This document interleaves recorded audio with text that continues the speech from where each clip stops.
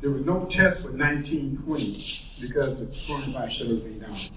But the latest test we have from 18-19 school year. And so this is the state website here, call for assessment, student performance and progress. But you can go to the CDE, California Department of Education.org website, and you can pull this data down too. So here, so what we have is the Pittsburg Unified School District and also the Antioch Unified School District.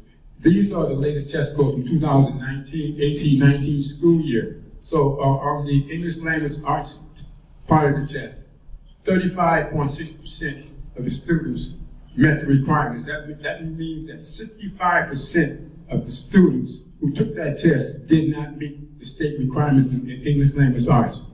In the math portion of the test, 20.81% of the students met or exceeded the state requirement. That means that 80% of the students who took that test, the math portion of that test, did not meet the state requirements in mathematics.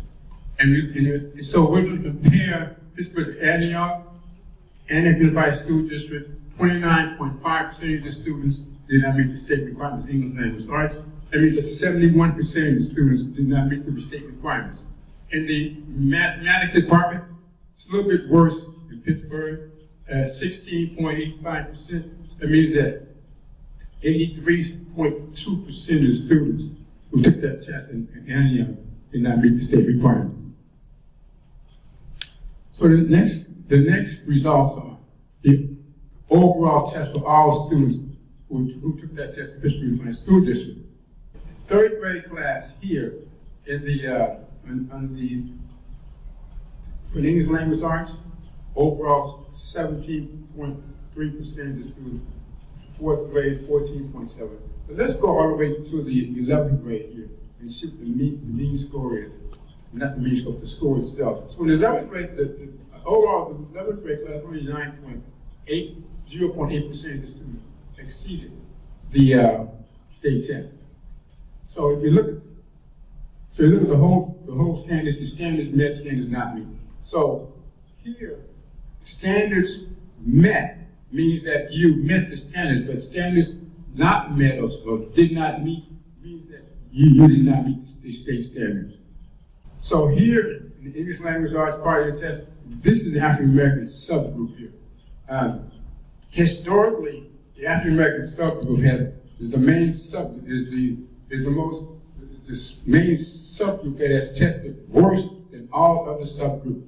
So here, for the English language arts, only 24.58% of the students met or exceeded the state requirements of English language arts, which is almost 76% of the students did not meet the English requirements of English language arts. And mathematics, look at this right here.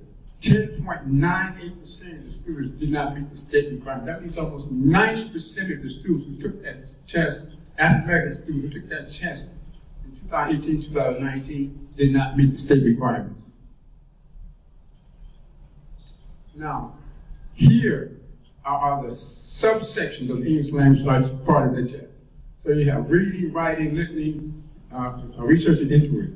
So in reading, so your third grade class, we're not dealing with the near standard or below standard. That's not meeting standards. So what we're dealing with here is what's above the standards. So in the reading portion, how would the students understand stories and information that they read? Only 6.4% of the African American students in the third grade who took that test understood the stories and information that they read. But I'm not going to go through all of this. I'm going to skip all the way to the 11th grade.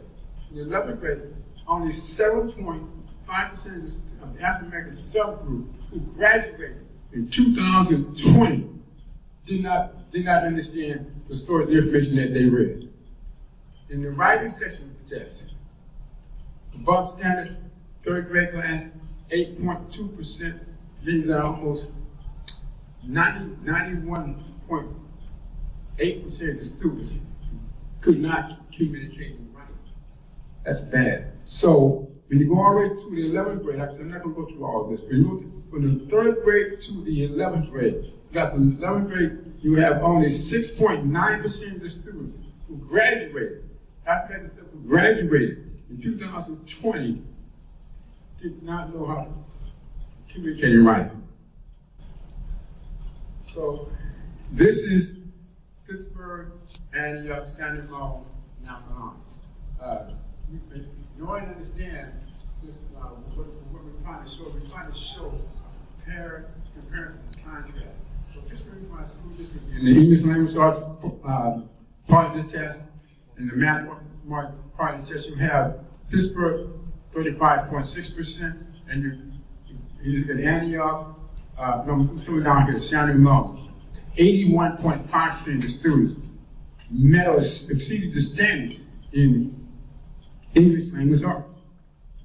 In the math portion of the test, Pittsburg here, in the math portion of the test, only 20.1% of the students exceeded or met the state standards in this part of the test.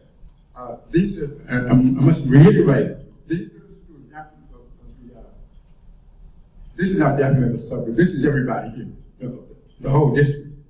In the, so you compare the Antioch, 29.5% of the students, it was over 71% of students did not meet the state standards in English language arts, and the math, 16.8% of the students did not meet the state standards in English language, exceeded the state standards in English language. I mean, the 74%, almost 74% of the students did not meet the state standards in Antioch.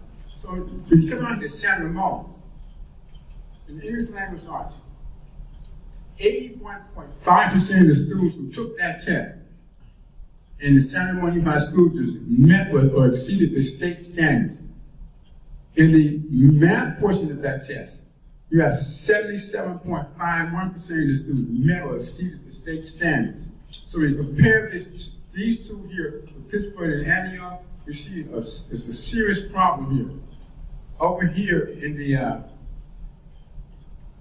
Alpalanes, 89% of the students, not one unified students who took that test, English language arts part of the test, met or exceeded the state standards.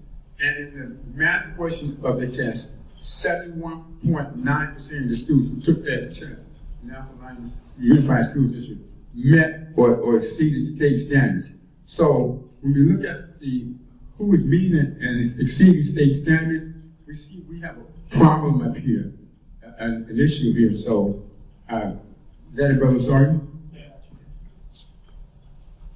And that's part of my presentation. The issue we want to raise is the awareness and the crisis that we're facing here within this district.